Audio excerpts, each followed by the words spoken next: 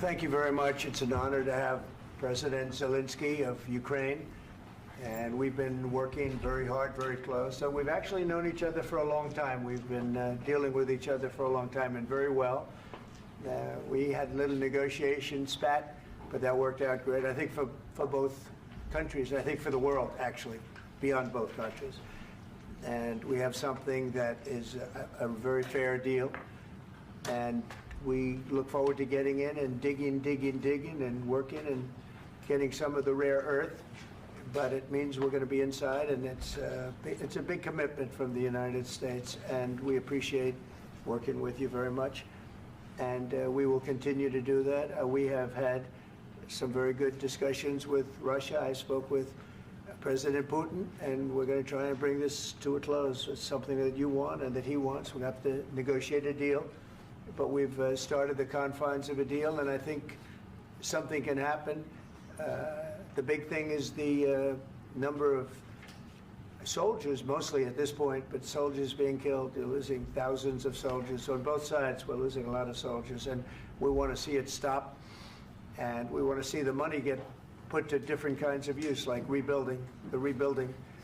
And we're going to be working very hard.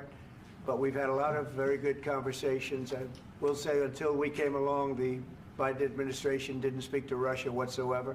They didn't speak to anybody. They just allowed this to continue. And I will say that, I'll say in front of you, you've heard me say it 1,000 times, if I were president, this war would have never happened. We would have had a deal negotiated for you without having to go through what you've gone through. But your soldiers have been unbelievably brave. We've given them great equipment, but somebody has to use the equipment. They've been unbelievably brave, and we give them great credit. This was supposed to be over very quickly, and here we are 3 years later. So I give tremendous credit to your generals and your soldiers and yourself in the sense that it's been very hard fighting, very tough fighting. They're great fighters. And you have to be very proud of them from that standpoint. But now we want to get it over with. It's enough, right? We want to get it over with. So it's an honor to have you here. Thank you very much for coming. We're going to sign the agreement at the conference in the East Room in a little while, right after lunch. And we'll be having lunch together. We're also discussing some other things.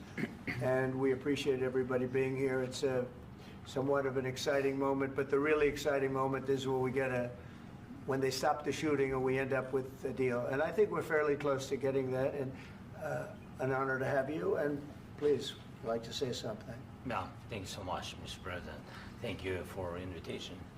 And really, I hope that this first document, will be a first step to real security guarantees for Ukraine, our people, our children. I really count on it.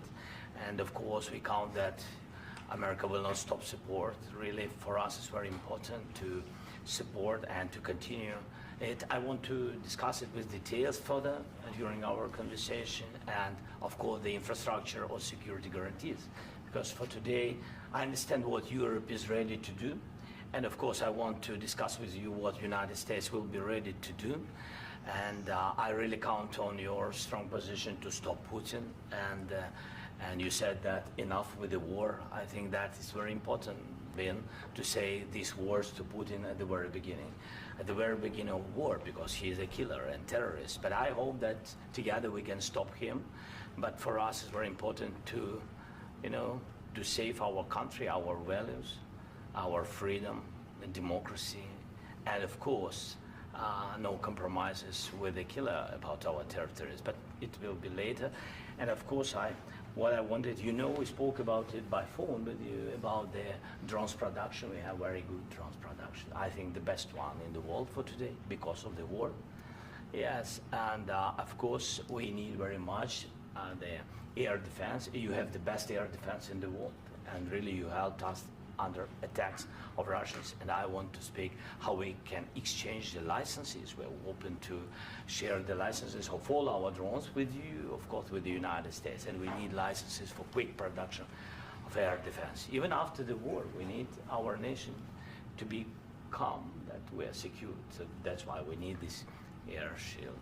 And of course, about this I want to speak about the contingents. I think that France and UK already spoke to you, and we know that Europe is ready, but without the United States, they will not be ready to be as strong as we need.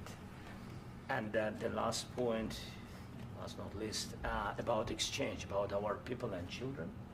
And you know that these crazy Russians, that they stolen 20,000 of children, Ukrainian children. They changed their names, they changed their families, relatives, and now they're in Russia. We want to bring them back, and really, it's a big dream, task, and goal for me, and our warriors. By the way, Mr. President, we released more than 4,000 warriors from Russian prison, but there are thousands more in the prison. I wanted to share with you some images. How it's I've just can I now? Yeah, please. Some minutes, 1 minute, 1 minute. Just you to understand in what circumstances, in what situation they are, and what the attitude of Russia to our prisoners. That guys, just you before and after. And you see before and after, just you to understand. Now thousands of such guys, ladies and men, there, and that, so they don't eat, they beat them, and they, they do a lot of bad things. So out of, even during the war, there are rules. Everybody knows there are rules during the war. So these guys, they don't have any rules. You see that 50, 60 kilograms left, and a lot of such things. And I didn't want to show you what the changes with images of children, because I will just share with you. And I mean, it's looking tragic. Yep, that's tough stuff. Yeah, I wanted very much to give you, and you see it. Yeah. This is pastor, by the way. They stolen pastors, because it's not Russian church. They stolen pastors and moved pastors to the prison. At the end of last year, we brought 3 pastors, and we could exchange them. And this is pastor, you see. Yeah, that's tough. Yeah. So I mean, this I wanted to show you, and this. So thank you very much. We want to get that ended, right? Yeah. Of course, we And want. I think we will. And We have to, of course. do you have any questions, please? Mr. Thank you, Mr. President. With the, how much money is the U.S. going to put into the fund that is being created today, and how does this provide long-term security for Ukraine? Well, we don't know exactly how much, because we're going to be putting some money in a fund that we're going to get from the raw earth that we're going to be taking and sharing in terms of revenue. So it's going to be a lot of money will be made from the sale and from the use of raw earth. And as you know, our country doesn't have much raw earth. We have a lot of oil and gas, but we don't have a lot of the raw earth. And what we do have is protected by the environmentalists, but that can be unprotected, but still it's not very much. They have among the best in the world in terms of raw earth. So we're going to be using that, using it for all of the things we do, including AI and including weapons and the military, and it's really going to very much satisfy our needs. So it's something that just worked out really well. We have a lot of oil, and we have a lot of gas, but we don't have raw earth. So this has just about every component of the raw earth that we need for computers, for all of the things we do. And This puts us in great shape. And on long-term security for Ukraine, how does this provide it? I think they're going to have great luck. I think once we make the agreement, that's going to be 95% of it. They're not going to go back to fighting. I've spoken with President Putin, and I feel very strong. I've known him for a long time, and I feel very strongly that they're very serious about it, and we'll make a deal. And when the deal is made, I don't think, we talk about security. Everyone's talking about the other day, all they talked about was security. I said, let me make the deal first. I have to make the deal first. I don't worry about security right now. We have to have a deal, because right now, last week, 2,000 soldiers died on both sides. 2,000. And they're losing 1,000, 2,000, 3,000 a week. So as we sit here and we talk, people are getting shot and dying on the battlefield. And, they're not American soldiers, but they're Russian soldiers and they're Ukrainian soldiers, and we want to be able to stop it. And we want to be able also to spend money on other things. We don't want to, this is a tremendous amount of money. And what the Biden administration did was terrible. They were giving money, but he had no security on the money. Europe, as you know, gave much less money, but they had security. It was in the form of a loan. They get their money back, and we didn't. And now, at least we're protected because the American taxpayer has to be protected too. But this is an incredible agreement for Ukraine because we have a big investment in their country now, and what they have, very few people have. And we're able to really go forward with very, very high-tech things and many other things, including weaponry that we're going to use in many locations, but that we need for our country. Mr. President, This allows us to do this. will you continue Sorry. sending military aid? Yes, go ahead, please. If I can just, yes. In the document, there is one of the very important points.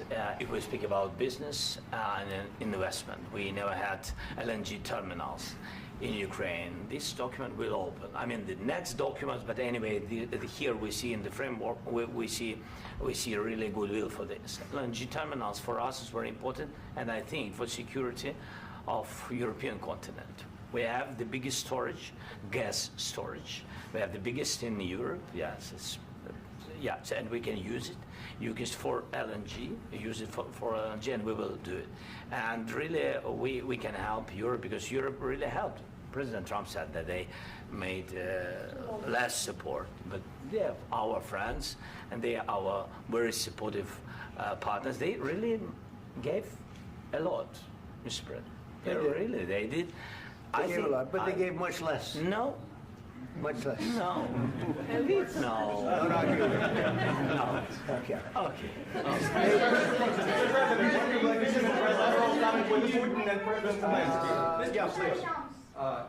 Mr. President Trump, you have repeatedly called the deal with Ukraine as a historical one. And as a President of the United States, you make historical decisions in other issues which affect America and other world. So what place in the world history do you want to take? And do you associate yourself with any famous historical figures? Yeah, I'd say George Washington, Abraham Lincoln.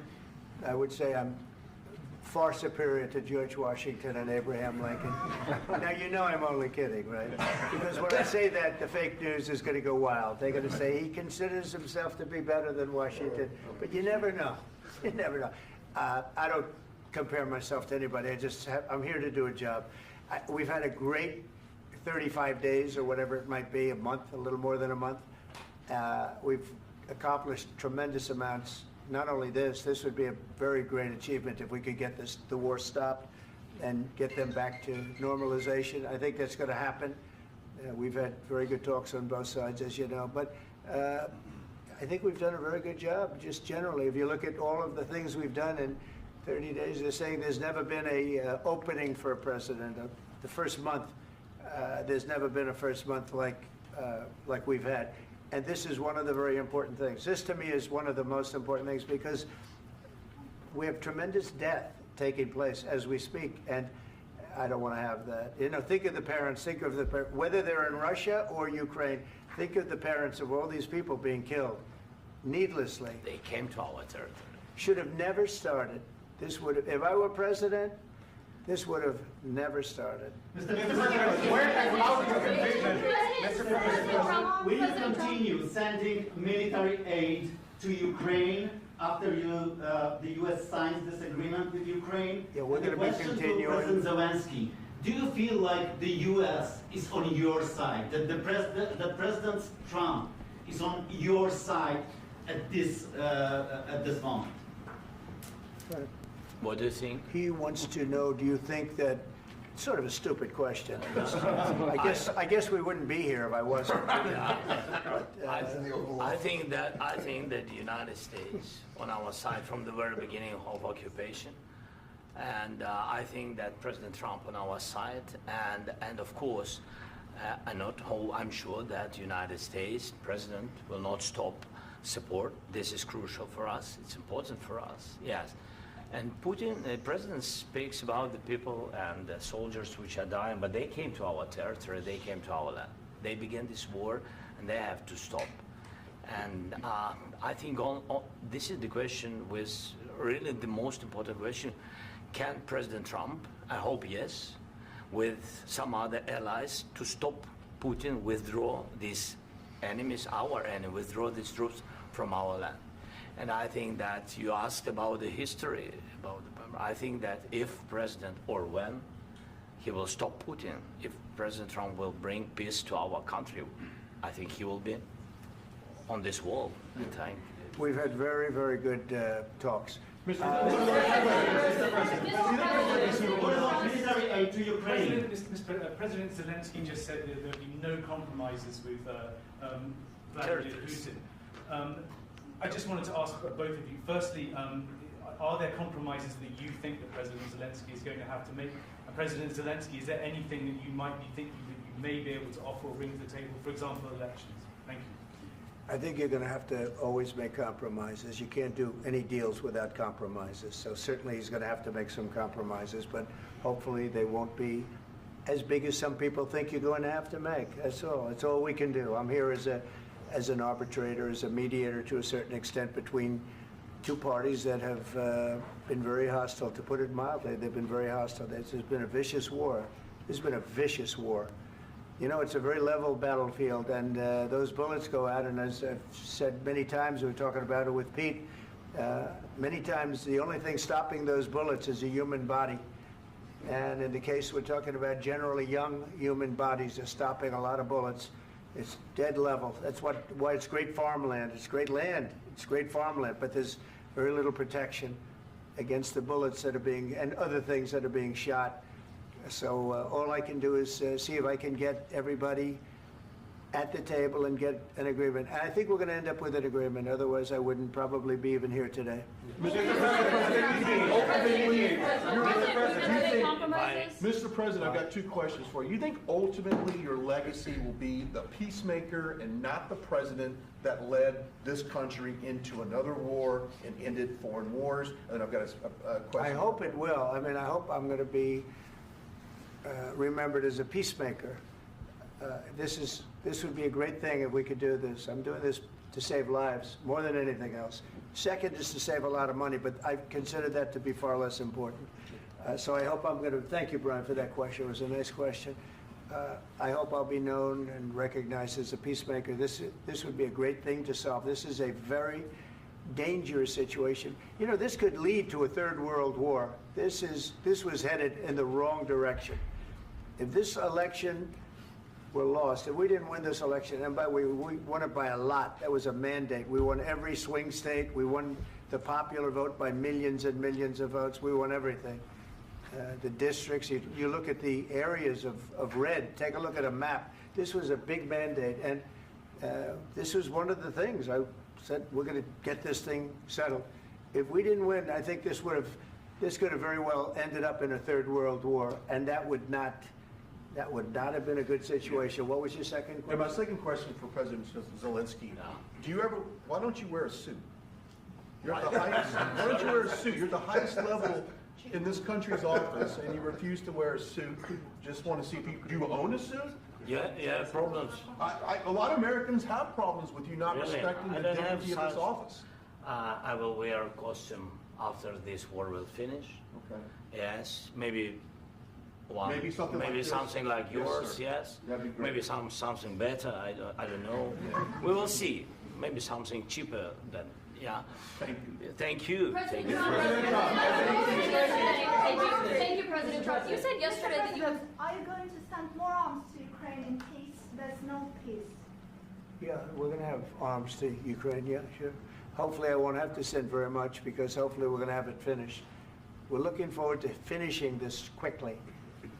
We're not looking forward to sending a lot of arms. We're looking forward to getting the war finished so we can do other things. But we very much appreciate the agreement, because we needed what they had, and we're treating, you know, our country is now treated fairly. Biden didn't do that. He didn't know what the hell he was doing. This should have never happened. This should have never started. But You know, sure, the answer is yes, but hopefully we won't have to send much because I'm looking forward to getting it done quickly, very quickly. Does that mean you'll provide security guarantees, Mr. President? I don't want to talk about security yet because I want to get the deal done. You know, you fall into the same trap like everybody else. A million times you say it over and over. I want to get the deal done. Security is so easy. That's about 2% of the problem. I'm not worried about security. I'm worried about getting the deal done. The security is the easy part. Security is very nice. Everybody stopped shooting. And now will Europe put people there? I know France is going to. I know the UK is going to. I know other countries are going to, and they happen to be right next door. We haven't committed, but we could conceivably. You know, we have security in a different form. We'll have workers there digging, taking the raw earth so that we can create a lot of great product in this country. So in that sense, you have something, but we haven't determined that yet. I will say, in speaking to France and in speaking to, and they were here, as you know, last week and just the other day, they have committed to a lot of security. I don't think you're going to need much security. I think once this deal gets done, it's over.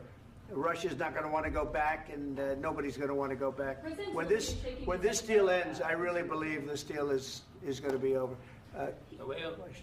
Yeah, please go ahead. Go ahead. Mr. President, thank you. You hosted Macron and Keir Starmer at the White House this past week, both of whom praised your courage and conviction to lead the pathway towards peace. Yes. Part of that involved, though, re-engaging Russia in diplomatic relations, something that previous leaders lacked the conviction to do so. What gave you the moral courage and conviction to step forward and lead that? Well, I love this guy. Who are you with? One American News, sir. Well, that's why I like him. One American News does a great job. I like the question. I think it's a very good question. It's a pathway to peace. It's a pathway to getting something solved. And I feel that as the head of this country, I have an obligation to do that. Plus, you know, we're very much involved. We got involved. It's too bad we got involved because there should have been no involvement because there should have been no war. And there shouldn't have been October 7th. That would have never happened. As you know, Iran was broke. They had no money to give to Hezbollah. They had no money to give to Hamas. They were stone cold broke. And then under Biden, they became rich as hell. They went from no money to $300 billion in a period of 4 years. And they gave a lot of that money away, and you see what happened. And that's a real mess also that we hope to be able to solve. But no, I appreciate your question very much. I feel I have an obligation to try and do something to stop the death. If I can answer. Yes, if I can answer. Please, Sorry. go ahead. Please. And I do like your clothing, by the way. Yeah, really? Even though I think he's a great guy, by the way. But I don't know if you two like each other. But you know what? I think he's dressed. I like this guy. I think he's dressed beautifully. So I have more serious things than answer on such Yeah, questions. sure, that's I will okay. answer on more serious That's a good questions if statement. I can. That's good. Yeah. So please, about security guarantees and about just ceasefire. We can't just speak about ceasefire and speak. It will not work. Just ceasefire will never work because I'm like a president. I have this experience, and not only me. Ukraine before my presidency, from the 2014, Putin broken 25 times. 25 times he broken his own signature. 25 times he broken ceasefire. But he never broke to me. He never broke to me. No, you were the president. He You never were the broke- president he during. never broke to me. In 2016, you've been the president, Mr. President. You've been the president, but he had, of course, not with you, but he had during those periods. He had conversations with our side, and we had Normandy format. You know, the France, Germany, Ukraine, and Russia, and he broken 25 times. That's why we will never accept just ceasefire. It will not work without security guarantees.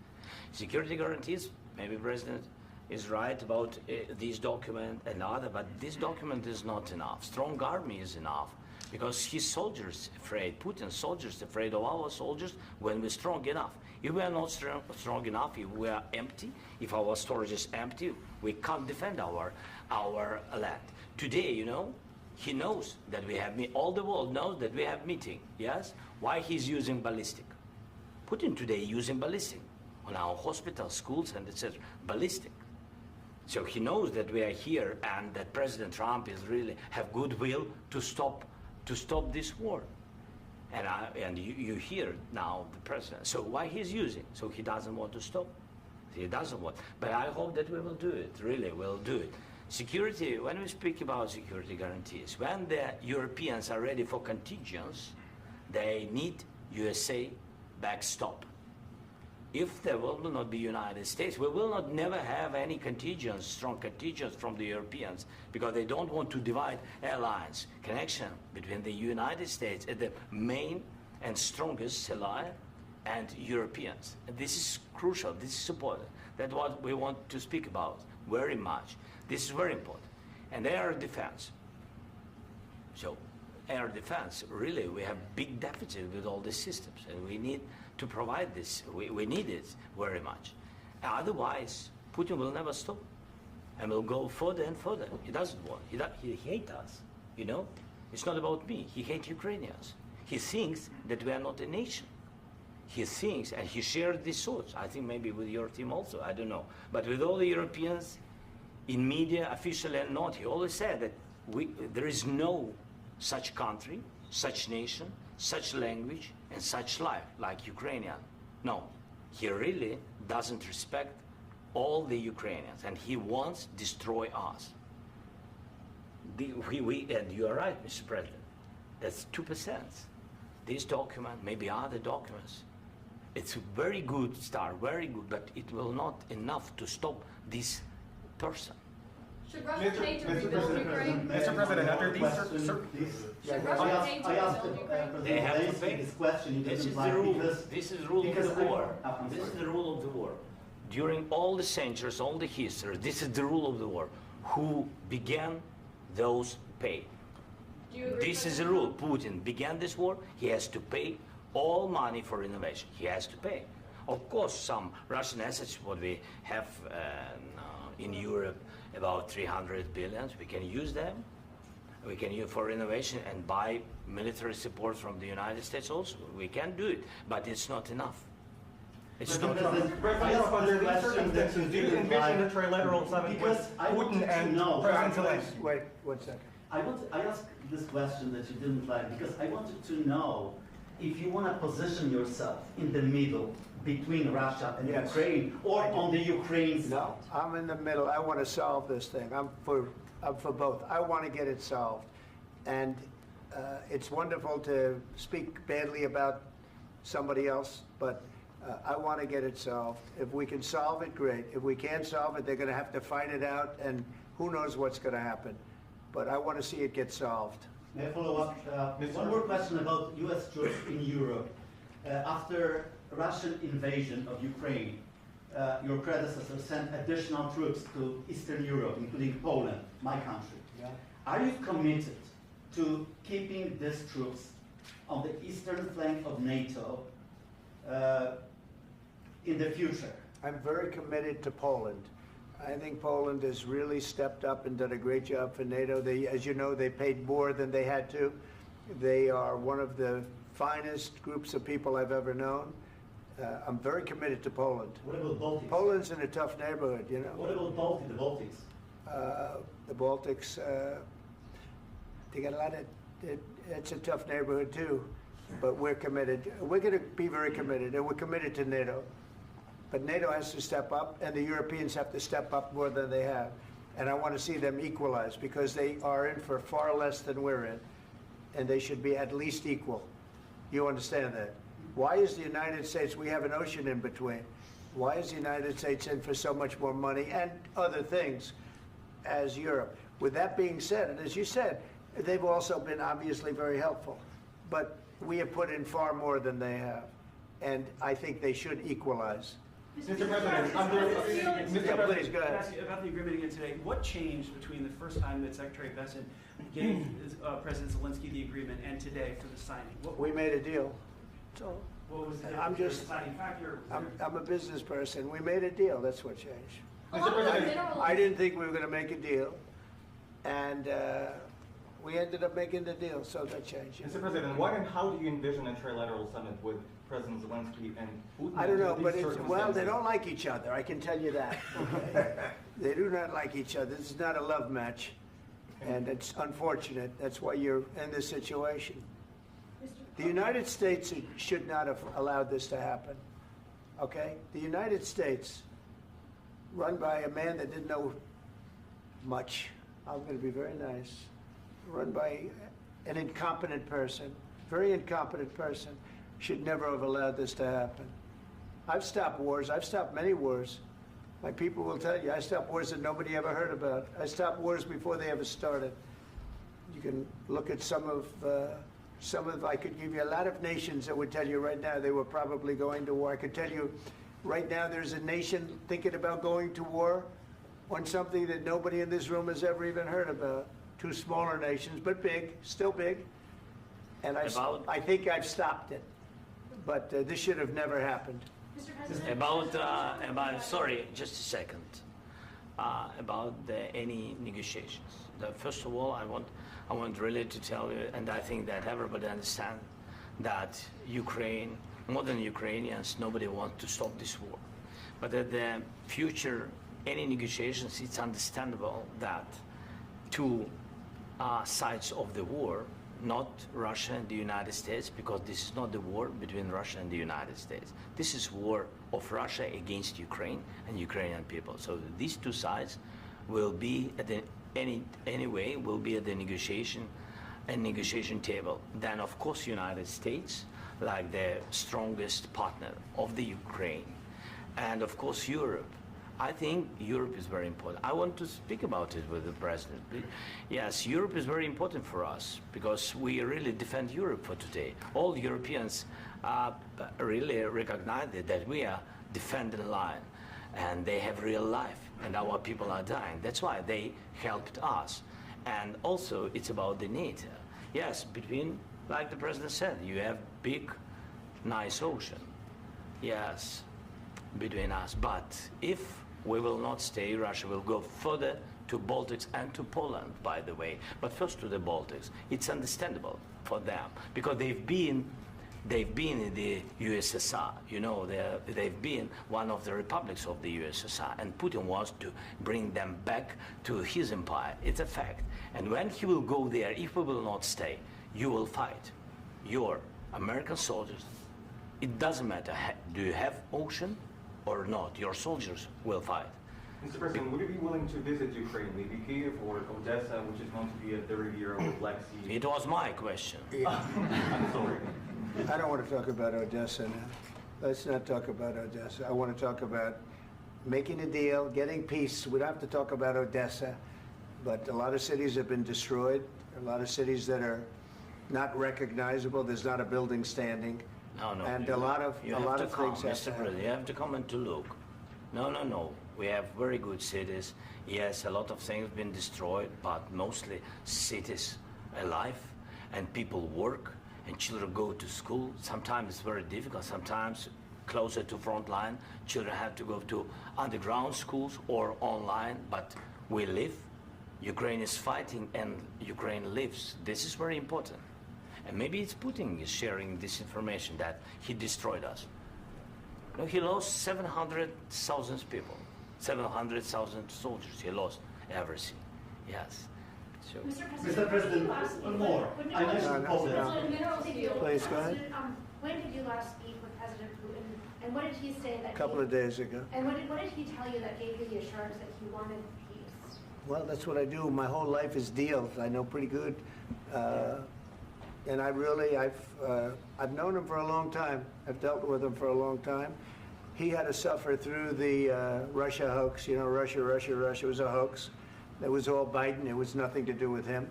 So he had to suffer through that, and he was able to do that. I think that he wants to make a deal, and he'd like to see it end. That's all I do. That's what I do. My whole life, that's what I do, is make deals. And I'm in the middle of a mess, because this is a real mess. It's a very dangerous one. If this doesn't get solved now, it's not going to get solved for a long time. So I hope we're going to get it solved. In the back, please. Thank you, Mr. President. Prime Minister Starmer claimed repeatedly that his government believes in free speech and was not engaged in censorship. But his country's government arrests people for memes and thought crimes, and even more worrisome is pressuring American companies to censor Americans on its behalf. How can he be a reliable, trustworthy partner when he says things that are demonstrably false on such an important topic? Well, we actually spoke to him about that yesterday, and we thought they took it very, very much too far. JD was very strong on it. So was I. So was Marco. And we've been speaking to him about it. Marco, would you like to say something about that? We have concerns, obviously, with the conduct of those, particularly as it impacts Americans. And there's real concern that American speech, which is online, could fall into the hands of British or any country's jurisdiction. And so this is a point the Vice President made at Munich, and I think it's a very compelling one, that what unites us with Europe, as much as anything else, is these shared values, and one of them being free speech. And so if Americans are threatened by it, we're going to need to take action in that regard. Mr. President. It's actually a very important question. We spoke about this in detail with the Prime Minister, the Foreign Secretary, and others at lunch yesterday. And I know that Secretary of Commerce Lutnick followed up in private meetings last night. This is really important. We believe Americans have the right to speak their mind, even if we in this room disagree with them. They have the right to speak their mind in the public square, which is often online these days. And we're going to defend that right as it pertains to American companies and American citizens vigorously if we have to. I do think that under the President's leadership, we're going to find common ground with our friends in the UK on this question, but it remains to be seen. The principle that will guide us is we believe in free speech in this country, and we'll fight for it for American citizens. Mr. President, on the deal, is there any other oil and gas component to the deal? Is it all critical? A little bit. We'll see. On LNG? But we're not really looking for that so much. We got a lot. We have more than anybody in the world, by far. So no, we're not talking about it too much, but a little bit. I think it affects also, but for the most part, no. And sir, is there any agreement from Ukraine to purchase U.S. LNG as part of the deal, or is that on the table at all? No, we don't need that. Mr. President, I just wanted to ask you about, you just mentioned that you'd spoken to Vladimir Putin a couple of days ago. Just to be clear, that's a new call, not the one that you... I've spoken to him on numerous occasions. Okay. And how was the latest call? What did you discuss? How did it go? Are you serious with that question? I am. I'd love to know. It went well. I think we're going to have a deal. On the minerals deal, Mr. President, some of those minerals are in the east of Ukraine, not far from the front lines and in areas that Russia has occupied. Will you direct President Putin to withdraw his forces from those areas if there's U.S. interest? Well, we'll take a look at the time. We have a lot of area. It's a very big area we're talking about, so we'll take a look. I'll study that and I'll see. And who would protect those minerals if they are U.S. interests? Would that be Ukrainian They'll forces? be protected. European The agreement forces? will protect them. U.S. The forces? agreement, yeah, we're signing an agreement. You know? Right, but what if Russia tries to invade or there's Russian aggression in those spots? I just told you I don't think that's going to happen. And if that were going to happen, I wouldn't make a deal. If I thought that was going to happen, I wouldn't make a deal. Some people may wonder why. You know, they ought to focus on CNN on survival, not asking me these ridiculous questions. Focus on surviving, because CNN's got such low ratings. I don't think they're going to survive. Let's go. Please go. I already mentioned Poland. Poland was under Russian control for decades after the Second World War. When I was a kid, I looked at the United States not only as a most powerful country, richest country in the world, the country that has great music, great movies, great muscle cars, but also as a force for good. And now I'm talking with my friends in Poland, and they are worried that you align yourself too much with Putin. What's your message for them? Well, if I didn't align myself with both of them, you'd never have a deal. You want me to say really terrible things about Putin and then say, "Hi, Vladimir, how are we doing on the deal?" That doesn't work that way.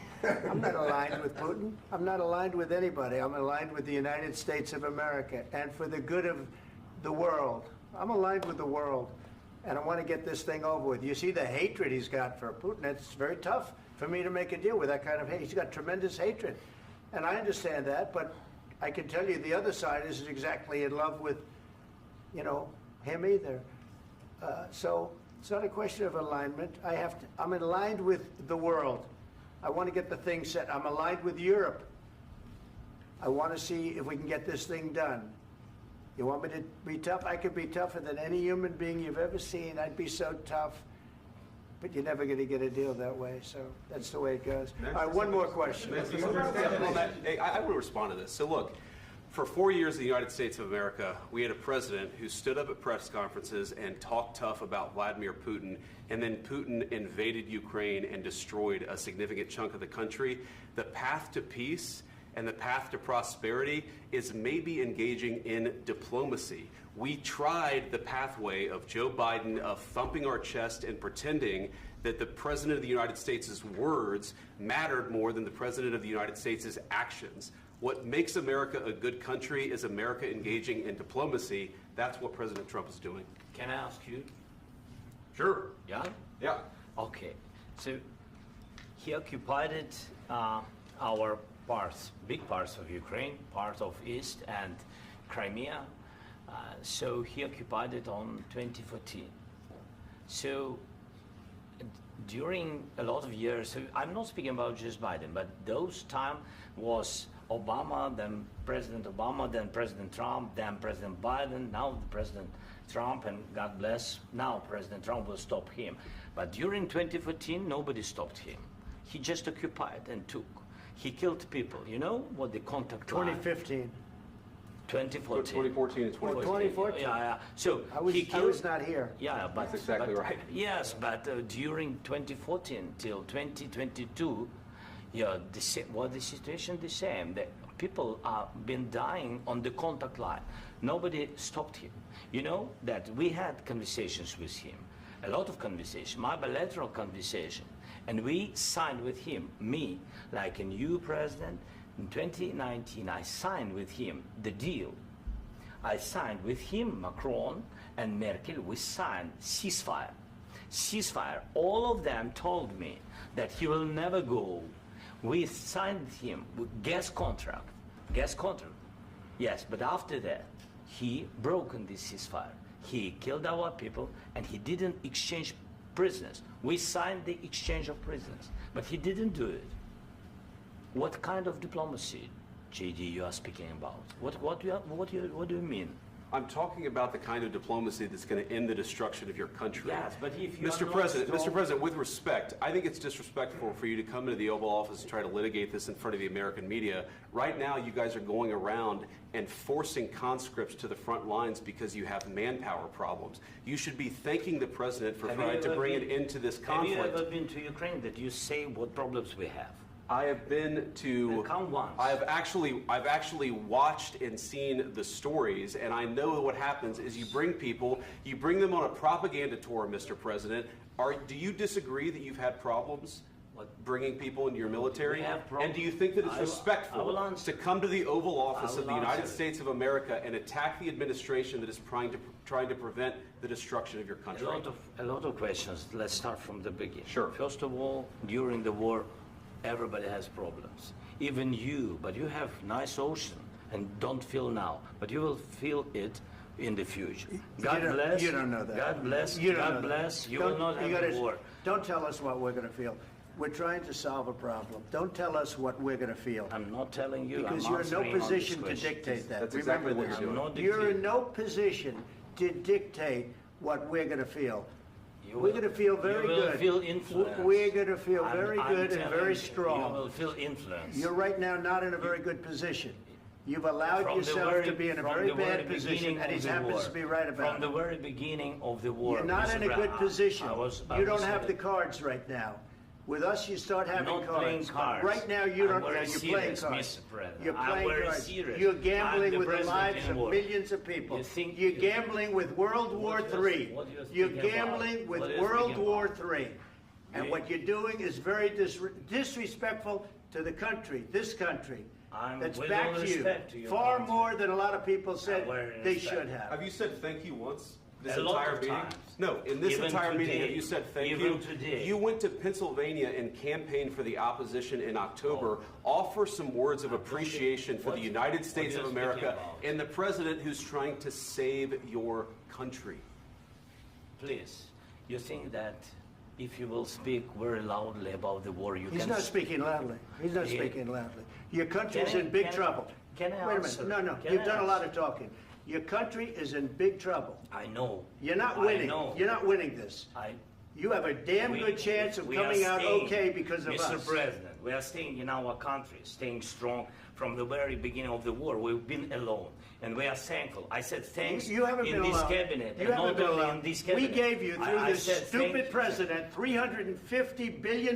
You voted we gave for you your military president. equipment, You and you voted men for are your brave, president. but they had to use our military. What about West If Indies? you didn't have You our invited military me- equipment, you invited if me you to didn't speak. have our military equipment, this war would have been over in 2 weeks. In 3 okay? days, I heard it from Putin. In 3 days, this is something Maybe new. less. In 2 weeks, of course, yes. It's going to be a very hard thing to do business like this. I Again, tell you. just say thank you. I said a lot of accept times that there, thank you accept to that- American people. Accept that there are disagreements, and let's go litigate those disagreements rather than trying to fight it out in the American media when you're wrong.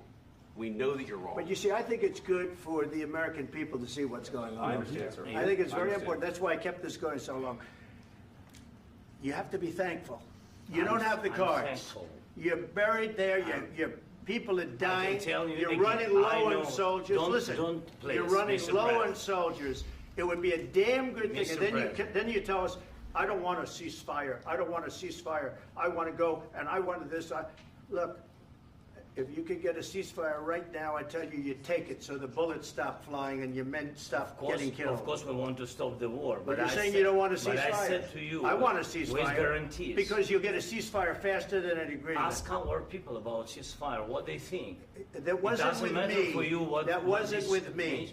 It That was wasn't with you. a guy named Biden who was not a smart person. This That is was your, with, this that was is with your Obama. president. It was your president. Excuse me. That was with Obama, who gave you sheets, and I gave you javelins. Yes. I gave you the javelins to take out all those tanks.